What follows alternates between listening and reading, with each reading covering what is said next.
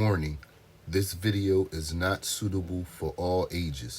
Viewer discretion is advised.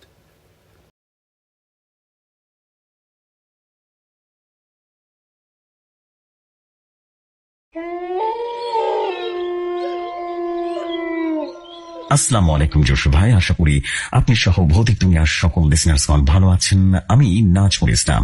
আজ আমি আমার জীবনের এক অদ্ভুত ঘটনা শেয়ার করতে চলেছি। ঘটনাটি ভালো লাগলে পড়ে শোনাবেন। একদিন ইন্টারনেটের অন্ধকার কোণায় হঠাৎ করে ভুলবশত প্রবেশ করেছিলাম। আমি শুনেছিলাম ডার্ক ওয়েবে নানা রকম ভৌতিক এবং ভয়ঙ্কর গল্প, যা ইউটিউবে অনেক বেশি প্রচলিত ছিল। ইউটিউব ঘাটতে ঘাটতে অনেক রকমের ওয়েবসাইট এবং একই সাথে ডার্ক ওয়েবের ঠিকানা পেয়েছিলাম। কৌতূহলের বশে আমি সেখানে কি আছে তা জানতেও চেয়েছিলাম। কয়েকটা সতর্কতাবাণী উপেক্ষা করে আমি ডার্ক ওয়েব ব্রাউজার ডাউনলোড করে ব্রাউজ করতে শুরু করলাম। আমি একটি ফোরামে ঢুকে পড়লাম, যেখানে বিক্রি হচ্ছিল অদ্ভুত মিস্ট্রি বক্স। বক্সগুলোর বর্ণনা ছিল খুবই চমকপ্রদ এবং বেশ রহস্যময়। কেউ কেউ বলছিল তারা বক্স খুলে অমূল্য বিষয় পেয়েছে, অমূল্য বস্তু পেয়েছে। কেউ কেউ বলেছে কোটি টাকা পেয়েছে। কেউ আবার বলেছে তাদের জীবনের ভয়ঙ্কর অভিশাপ নাকি নেমে এসেছে। তবে আমার কৌতূহল এতটাই বেড়ে গিয়েছিল যে আমি একটা বক্স অর্ডার করার সিদ্ধান্ত নিলাম। বক্সের দাম বেশি ছিল না, আমি টাকাটা পাঠিয়ে দিলাম। ঠিকানা দেওয়ার সময় আমি একটু দ্বিধায় পড়েছিলাম, কিন্তু শেষ পর্যন্ত আমার বাসার ঠিকানা দিয়ে দিলাম। কয়েকদিন পরে একটা পুরনো থুরিময় বাক্স আমার দরজার সামনে পৌঁছানো। বাক্সটির গায়ে কোনো লেবেল ছিল না, শুধু একটা কালো রঙের অদ্ভুত প্রতীক আঁকা ছিল। আমি বাক্সটি ঘরে নিয়ে এলাম।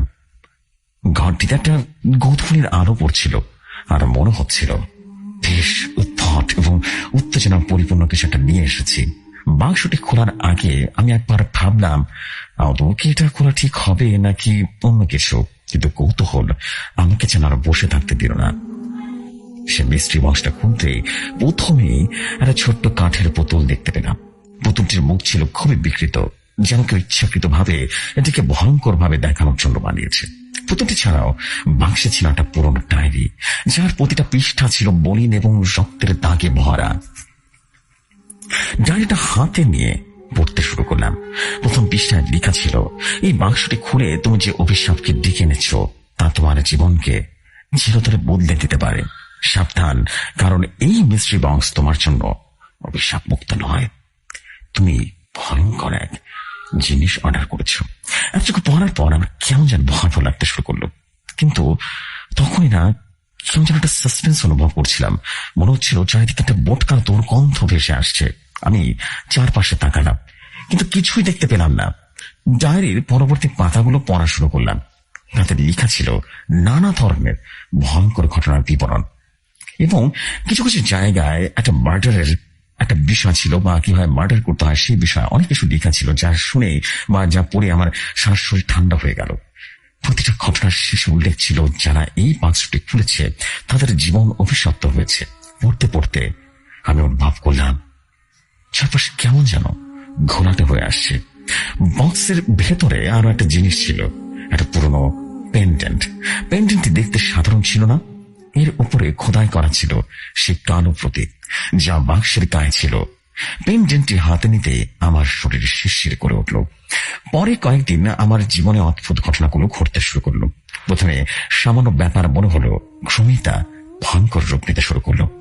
রাতে আমার ঘরে কেউ যেন হাঁটাচলা করছে এমনটা দেখতে পেতাম। আমার অদ্ভুত শব্দ পেতাম। বাতিগুলো হঠাৎ করে নিভে যেত। একদিন মাঝরাতে আমার ঘুম ভেঙে গেল এবং দেখলাম পুতুলটি আমার বিছানার পাশে রাখা আছে, অথচ আমি স্পষ্ট মনে করতে পারি এটি বাক্সের ভেতরে ছিল। এক রাতে আমি স্বপ্ন দেখলাম এক বৃদ্ধা, যার চোখ ছিল রক্তের মতো টকটকে লাল, আমাকে বলছে, তুই তুই যে অভিশাপটি কিনেছিস তা থেকে কোনো মুক্তি নেই। ঘুম থেকে উঠে দেখি আমার ঘরের চারপাশের পেজেন্টগুলো মৃদু আলো ছড়াচ্ছে। এই ঘটনাগুলোর ফলে আমার মানসিক অবস্থা ধীরে ধীরে খারাপ হতে শুরু করলো।